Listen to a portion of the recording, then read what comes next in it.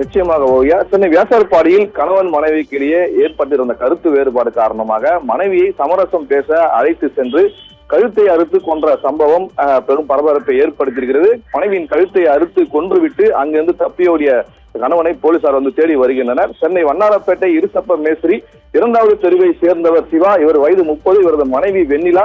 இருவருக்கும் கடந்த 9 ஆண்டுகளுக்கு முன்பு காதலித்து திருமணம் செய்து கொண்டதாக கூறப்படுகிறது. இருவரும் 2 பெண் குழந்தைகள் மற்றும் ஒரு ஆண் குழந்தைகள் உள்ளனர். கடந்த 1 மாதமாக கணவன் மனைவிக்கு இடையே கருத்து வேறுபாடு வந்ததாக கூறப்படும் நிலையில் வெண்ணிலா தனது அக்கா மோகனா வசித்து வரும் வியாசார்பாடி மூர்த்திரிங் நகர் குடிசை மாற்று வாரிய குடியிருப்பில் தங்கியுள்ளார். அதே குடியிருப்பில் 5வது மாடியில் வெண்ணிலாவின் தாயாரும் தேவகியும் வசித்து வருகிறார். இந்த நிலையில் அக்கா வீட்டில் வெண்ணிலா இருந்த போது அங்கு வந்த சிவா அதாவது மனைவியிடம் பேச வேண்டும் என கூறி அவரை படுக்கை அறைக்குள் அழைத்து சென்றுள்ளார். பின்னர் அறையின் கதவை தாள் போட்ட சிவா மறைத்து வைத்திருந்த காய்கறி வெட்டும் கத்தியால் வெண்ணிலாவின் கழுத்தை அறுத்ததாக கூறப்படுகிறது.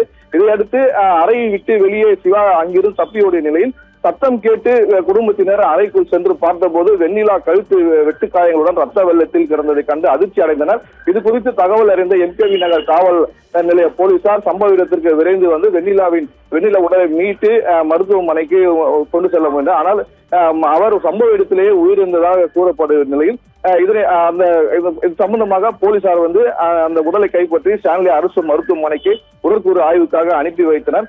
சம்பவம் தொடர்பாக வழக்கு பதிவு செய்து போலீசார் அதாவது ஆய்வாளர் சந்திரசேகரன் தலைமையிலான போலீசார் தனிப்படை அமைத்து தலைமறைவான சிவாவை தீவிரமாக தேடி வருகின்றனர். மேலும் சிவாவின் அண்ணன் வெங்கடேசன் காவல் நிலையத்தில் அழைத்து சென்று போலீசார் சிவா எங்கு பதுங்கியிருக்கார் என இது குறித்து விசாரணை மேற்கொண்டு வருகின்றனர். கருத்து வேறுபாடு காரணமாக மனைவியின் கணவனை கழுத்தை அறுத்து கொலை செய்த சம்பவம் வியாசார்பாடி பகுதியில் பெரும் அதிர்ச்சியை ஏற்படுத்தியிருக்கிறது.